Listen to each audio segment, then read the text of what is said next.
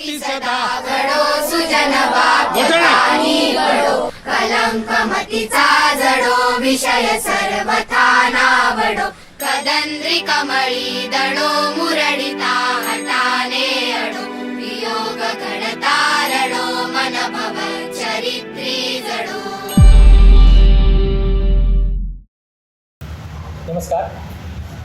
आईसाहेब कुसुमबाई मोरे या अनुसूचित जाती मुलामुलांच्या आश्रमशाळेमध्ये तुमचं स्वागत आहे. मी निखिल मोरे या शाळेचा व्यवस्थापक तुमचं सगळ्यांचं स्वागत करतो. मी SC मुलामुलींची आश्रमशाळा सुरू करण्यामागचं प्रमुख कारण म्हणजे मी MSW केलं.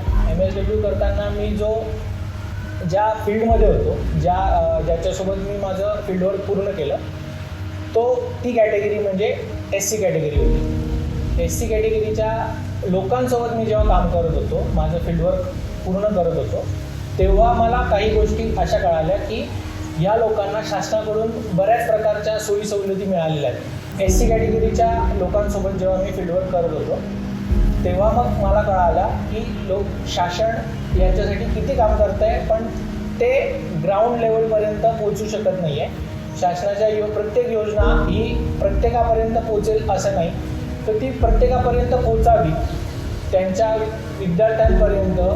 की आजचा यूथ जर शिकला तर तो काहीही करू शकतो. म्हणून मग मी SC कॅटेगरीच्या यूथसाठी, त्यांना घडवण्यासाठी मी ही शाळा सुरू केली. तर शाळा सुरू करण्यामागचं एक प्रमुख कारण म्हणजे आम्ही लहान असताना आमची आई वारली. तर तेव्हापासून आजींनी आमचा सांभाळ केला. आजींनी त्यांचं पूर्ण म्हातारपण बाजूला ठेवून आमच्यासाठी पूर्ण त्यांनी त्यांच्या म्हातारपणाचा त्याग केला आणि आमच्या शिक्षणासाठी त्या आमच्यासोबत राहिला. तेव्हा आजींना माझ्याकडून मी शब्द दिला होता की आजी, मोठा झाल्यावर तुमच्या नावाची एक शाळा सुरू करेल. आणि अनावधानाने माझ्याकडून मोठ्या होत त्या गोष्टी होत गेल्या की मी ही शाळा सुरू करू शकेल. आजींनी प्रामुख्याने आमच्या शिक्षणासाठी जी मेहनत घेतली होती, तशीच मेहनत मलाही इतरांच्या शिक्षणासाठी घ्यायची होती. म्हणून मग ही शाळा प्रामुख्याने सुरू झाली. या शाळेमध्ये प्रामुख्याने विद्यार्थ्यांना शैक्षणिक साहित्य, शिक्षणासाठी लागणाऱ्या प्रत्येक मूलभूत गोष्ट व त्यासोबतच त्यांना इथे 3 टाईमचं जेवण, नाश्ता, दुपारचं जेवण, रात्रीचं जेवण, इथे राहण्याची सगळी सोय, प्लस त्यांना इतर ज्या काही म्हणजे शिक्षणाव्यतिरिक्त इतर ज्या भौतिक गोष्टी असतात त्यासुद्धा शिकवण्याचा आणि त्या कलेने त्यांना प्रगत करण्याचा शाळेचा प्रमुख उद्देश आहे.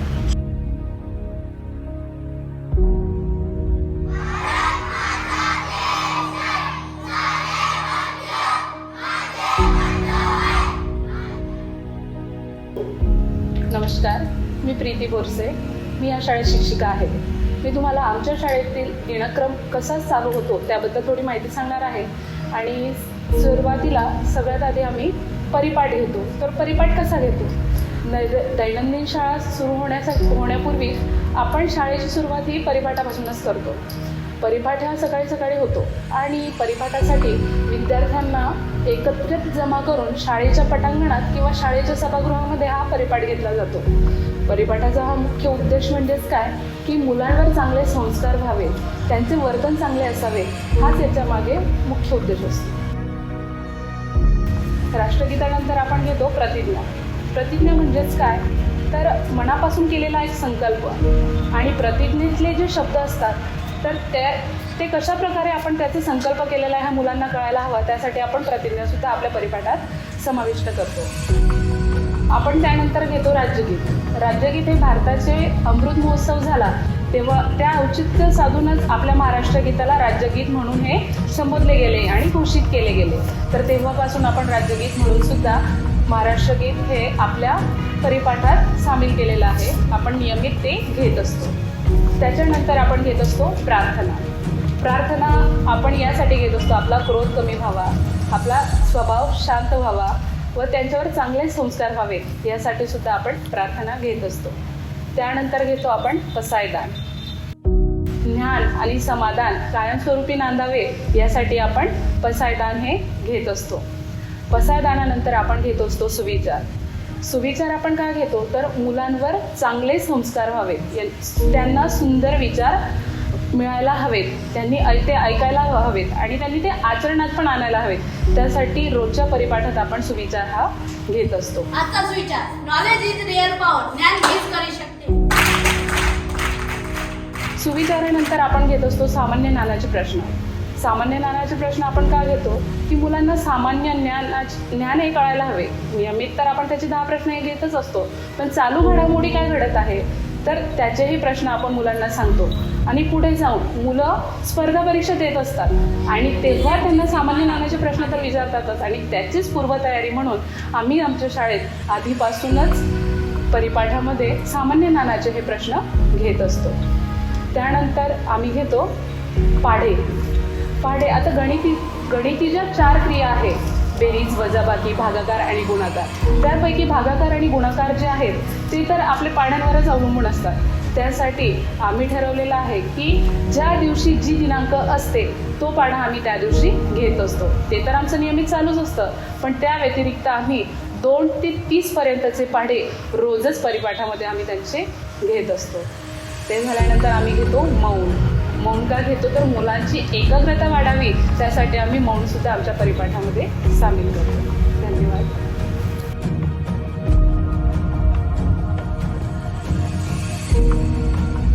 नमस्कार, मी नयना पाटील. मी या शाळेत शिक्षिका या पदावर कार्यरत आहे. आमची जी शाळा आहे ती शाळा निवासी शाळा आहे. तर इथे आम्ही मुलांची आणि मुलींची खूप काळजी घेत असतो, विशेषतः मुलींची. कारण मुली ज्या असतात त्या खूप संवेदनशील असतात आणि 12 ते 14 वयोगटातील ज्या मुली असतात त्या वयात येत असतात. वयात म्हणजे त्या किशोर वयातील मुली असतात आणि त्यांना तेव्हा मासिक पाळी येत असते. आणि ज्या काही मुलींना पहिल्यांदा मासिक पाळी येते शाळेत असताना त्या मुलींची आम्ही व्यवस्थित काळजी घेत असतो आणि कशी काळजी घ्यायची ते आम्ही त्यांना सांगत असतो. आणि जर त्यांना जास्त काही प्रॉब्लेम होत असेल किंवा त्यांचं म्हणजे रक्तस्राव जास्त होत असेल किंवा त्यांना दुसरा काही प्रॉब्लेम होत असेल तर आम्ही प्रत्येक महिन्याला महिला डॉक्टर बोलवत असतो. महिला डॉक्टर यासाठी की त्यांना डॉक्टरांना सांगताना काही संकोच वाटायला नको म्हणून आम्ही महिला डॉक्टर बोलवत असतो. तर महिला डॉक्टर येऊन त्यांची तपासणी वगैरे किंवा त्या ज्या मुलींना ज्या काही समस्या असतील त्या त्यांना डॉक्टरांना व्यवस्थित सांगू शकतात आणि त्यांचं ज्या समस्या असतात त्या समस्यांचं निराकरण होत असतं. म्हणून आम्ही महिला डॉक्टर बोलवत असतो आणि प्रत्येक महिन्याला आम्ही महिला डॉक्टरची व्हिजिट घेत असतो. त्याच्यानंतर आम्ही मुलींना जे काही प्रॉब्लेम असतील, समस्या असतील आणि मुलींचं जे हॉस्टेल असतं त्या हॉस्टेलमध्ये आम्ही पुरुष वर्ग जो असेल आमच्या शाळेतील असो किंवा बाहेरील त्यांचे पॅरेंट्स जे असतील ते त्यांना आम्ही हॉस्टेलमध्ये जाऊ देत नाही. कारण मुलींच्या संरक्षणाचा प्रश्न असतो. शेवटी मुलींचं संरक्षण महत्त्वाचं असतं. एवढी काळजी आम्ही आमच्या शाळेतील मुलींची घेत असतो.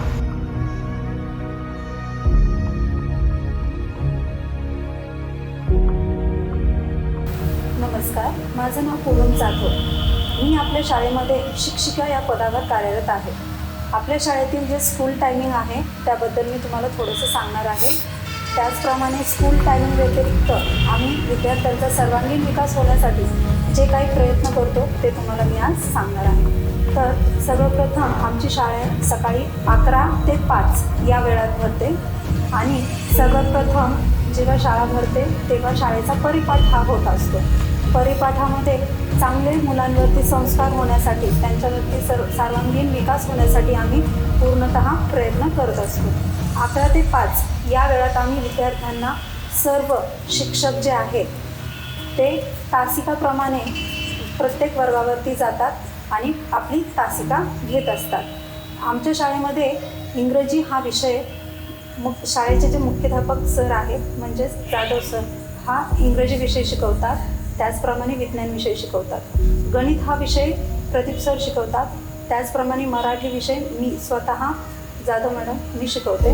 त्याचप्रमाणे हिंदी हा विषय प्रीती मॅडम शिकवतात आणि इतिहास, भूगोल, नागरिकशास्त्र हा विषय नयना मॅडम शिकवतात. आम्ही 11 ते 5 या वेळात विद्यार्थ्यांकडून पुस्तकीय अभ्यासक्रम तर पूर्ण करून घेतोच, पण मुलांचा सर्वांगीण विकास व्हावा यासाठी आम्ही त्यांना हस्तकला, चित्रकला, निबंध स्पर्धा, त्याचप्रमाणे वक्तृत्व स्पर्धा देखील शाळेमध्ये आयोजित करत असतो. त्याचप्रमाणे आम्ही प्रत्येक जयंती साजरी करतो, म्हणजेच मुलांना आम्ही त्याच्यामध्ये भाषण देत असतो. अशा आम्ही सर्वांगीण विकास होण्यासाठी मुलांचा प्रयत्न करतो. आणि त्याचप्रमाणे आम्ही 11 ते 5 या वेळात अभ्यासक्रम करून घेतो आणि 11 नंतर म्हणजेच आमच्या शाळेतील प्रत्येक विद्यार्थी हा लिहिता आणि वाचता यावा यासाठी स्वतः आमच्या शाळेचे जे मुख्याध्यापक सर आहेत म्हणजे जाधव सर हा सकाळचा वाचन वर्ग घेतात. म्हणजेच 8 ते 10 या वेळात आमचं सकाळी वाचन वर्ग, त्या ठिकाणी फक्त वाचनच केलं जातं.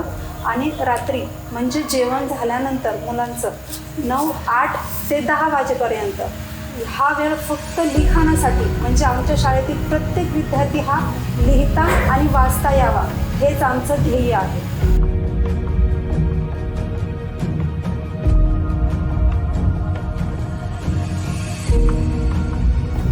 नमस्कार, मी मंदार सुखदेव जाधव.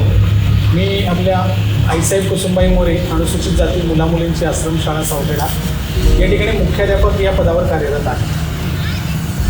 सुसज्ज अशी इमारत आणि अनुभवी शिक्षकवृंद आणि उच्च शिक्षकवृंद याचबरोबर निसर्गरम्य वातावरण अशी आपल्या शाळेची ओळख आहे. सध्याचा जर विचार केला आपण तर शैक्षणिक वर्ष 2023-24 यावर्षी आपल्या शाळेत एकूण 150 विद्यार्थी शिक्षण घेत आहेत. शाळेतील प्रत्येक विद्यार्थ्याचा सर्वांगीण विकास, त्याचबरोबर त्यांचा शारीरिक विकास, बौद्धिक विकास आणि मानसिक विकास आणि भावनिक विकास या सर्व विकासांचा समतोल साधून भविष्यात येणाऱ्या ज्या काही स्पर्धा आहेत त्या स्पर्धेत माझा विद्यार्थी टिकेल किंवा आपल्या शाळेत येणारा प्रत्येक विद्यार्थी टिकेल हा एक उद्देश घेऊन आमच्या शाळेतील प्रत्येक शिक्षक त्या दिशेने किंवा त्या दृष्टीने प्रयत्न करतो आहे आणि ती वाटचाल करतो. शरीर हीच संपत्ती हा जो काही दोहा आहे यानुसार विद्यार्थ्यांना शारीरिक शिक्षणाचे धडे दिले जातात किंवा शारीरिक मूल्ये रुजवली जातात. याचबरोबर शारीरिक हालचालीचे खेळ विद्यार्थ्यांचे घेतले जातात. यातूनच विद्यार्थ्यांना स्वयंशिस्त लागावी. सध्याचं युग हे शिक्षणाचं युग आहे आणि त्यात आपली जी शाळा आहे ती अनुसूचित जाती या विद्यार्थ्यांसाठी आहे. आज अनुसूचित जातीमध्ये जर बघितलं SC कॅटेगरीमध्ये तर शिक्षणाचा अभाव असल्यामुळे बरेचसे विद्यार्थी किंवा बरेचसे पालक हे मागे होतात. त्याचमुळे आपली शाळा अशा मुलांसाठी आहे जेणेकरून भविष्यात येणाऱ्या इथून पुढे येणाऱ्या 10 वर्षानंतर शिक्षणासाठी किंवा शैक्षणिक वातावरणात ज्याही काही स्पर्धा असतील त्या स्पर्धेत आमचा विद्यार्थी अगदी पाय रोवून उभा राहील किंवा भक्कमपणे टिकेल अशी त्याच्यामध्ये एक विश्वासार्हता निर्माण करण्याचं काम आपले सर्व शिक्षकवृंद, ज्या त्या विषयाचे शिक्षक आणि मी मुख्याध्यापक या नात्याने विशेषतः लक्ष देतो, जेणेकरून भविष्यात येणाऱ्या स्पर्धांना विद्यार्थी आमचा न डगमगता सामोरे जाईल. हाच एक उद्देश ठेवून किंवा हेच एक ध्येय ठेवून प्रत्येक विद्यार्थी आणि प्रत्येक शिक्षक त्या दिशेने मार्गक्रमण करत आहे. प्रगत विद्यार्थ्यांसोबतच काही अप्रगत विद्यार्थी, निवडक विद्यार्थी जे असतात जे अभ्यासात मागे पडतात, असे विद्यार्थी शोधून आपण त्यांच्यासाठी रात्रीचा 1-2 तासाचा विशेष वर्ग चालवतो, ज्याच्यामध्ये विद्यार्थ्यांचं वाचन असेल किंवा सुंदर म्हणजे हस्ताक्षर असेल याच्यामध्ये ज्या काही अडचणी येतील त्यांच्यामध्ये आपण विविध काही ॲक्टिव्हिटी राबवून किंवा विद्यार्थ्यांना अधिकाधिक अभ्यासाची ओढ लागेल असा एक वर्ग चालवतो. ॲक्टिव्हिटीमार्फत आपण त्यांचं शिक्षण म्हणजे शिकवण्याची जी काही पद्धत असते ती राबवतो आपण, जेणेकरून विद्यार्थ्यांना हस्ताक्षराचं सुंदर वळण लागेल किंवा वाचनाची आवड लागेल आणि ते सुद्धा अभ्यासामध्ये कंटिन्यू होते.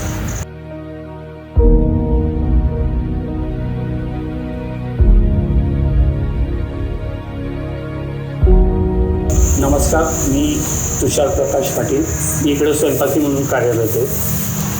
नमस्कार, सौ अंजली तुषार पाटील, मी स्वयंपाकी म्हणून आहे. संतुलित आहार ही निरोगी शरीराची एक गुरुकिल्ली आहे. संतुलित आहार हा दैनंदिन जीवनामध्ये खूप काही महत्त्वाचा एक घटक म्हणून आपल्या जीवनात असतो.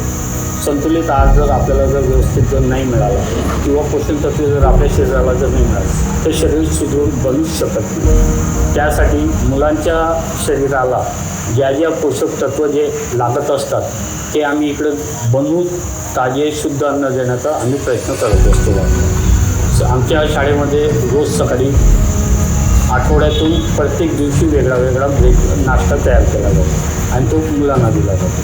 नाश्त्यासोबत आम्ही मुलांना दूधही देतो, चहाही देतो. नाश्ता बनवत असताना आम्ही त्यांच्यासाठी लागणारे कडधान्य वगैरे जे काही आहेत, जसं उदाहरणार्थ पोहे, मटकी आहे, हरभरे आहे, त्यानंतर उपमा आहे, गोड शिरा आहे. हा दैनंदिन जो आहे तो म्हणजे प्रत्येक दिवशी आम्ही बदलत हा मुलांना देण्याचा प्रयत्न करत असतो. आपल्या शाळेतली गोठ्यातील गाईचं दूध आहे, गिर गाईंचं. 9 गाई 2 म्हशी आहे. त्या दुधात शुद्ध दूध असतं, ताजं दूध आहे आणि चहा किंवा दूध देतो मुलांना. दुपारच्या जेवणामध्ये म्हटल्यानंतर आम्ही दररोज हिरवा ताजा भाजीपाला हा आम्ही कुठून बाहेरून बाजारातून किंवा कुठून आम्ही आणत नसतो.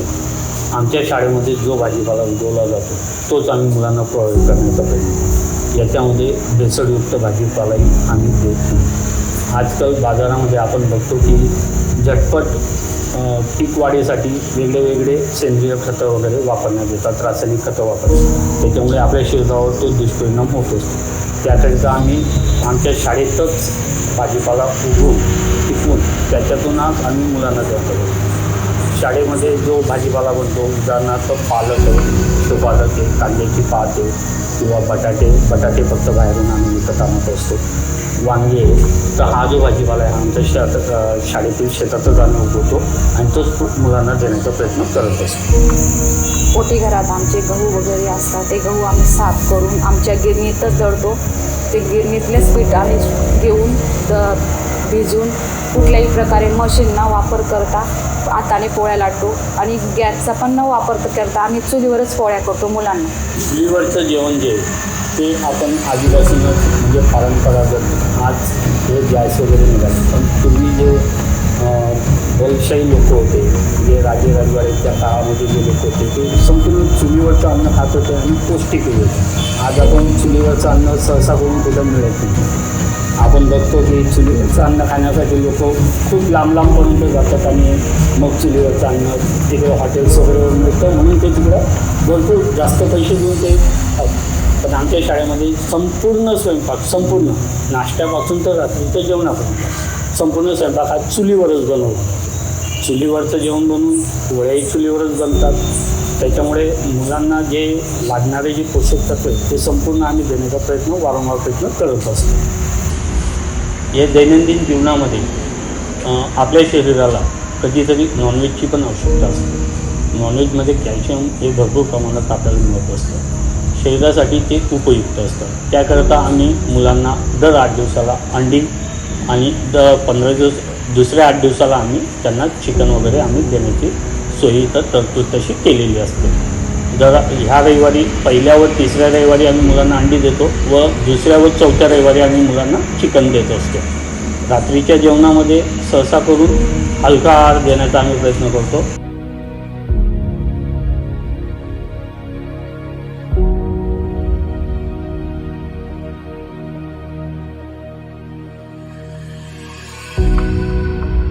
नमस्कार, मी शुभम बोरसे. मी आपल्या या शाळेत अधीक्षक म्हणून कार्यरत आहे. तरी अधीक्षकची जबाबदारी म्हणजे सकाळपासून तर संध्याकाळपर्यंत झोपेपर्यंत ही अधीक्षकाची जबाबदारी असते. तर मी सकाळपासून मुलांवर लक्ष ठेवणं, तसेच त्यांना लागणाऱ्या गरजा, त्यांच्या काही समस्या ते सोडत असतो, जेणेकरून त्यांना घरची आठवण न यावी. त्यांना घरासारखं वातावरण तयार करणं, शाळेत तसंच वसतिगृहामध्ये तसं वातावरण लावून देणं हे मी पाहत असतो आणि याच्यावर मी जास्त लक्ष देत असतो. परत त्यांना जे काही साहित्य पाहिजे असेल, म्हणजे सकाळी जे लागणारं तेल असेल, साबण असेल, कोलगेट असेल, हे त्यांना आपण वेळोवेळी देत असतो. तसेच काही मुलं आजारी वगैरे पडले तर त्यांना आपण दवाखान्याची सुविधा, तसंच त्यांना वेळेवर दवाखान्यात घेऊन जाणं हे मी पाहत असतो. तसेच त्यांना जे सकाळचा नाश्ता, दुपारचं जेवण, संध्याकाळचं जेवण ह्याच्यावर मी लक्ष ठेवत असतो. कधीतरी काही सण वगैरे राहिले त्या दिवशी आपण त्यांना घरचं जेवण, म्हणजे आता काही सण असेल तर आपण त्यांना पोळी, वरण भात, खीर अशा विविध प्रकारच्या ज्या खानदेशमध्ये ज्या आहेत काही ते आपण त्यांना तिथं उपलब्ध करून देत असतो, जेणेकरून त्यांना घरची आठवण येणार नाही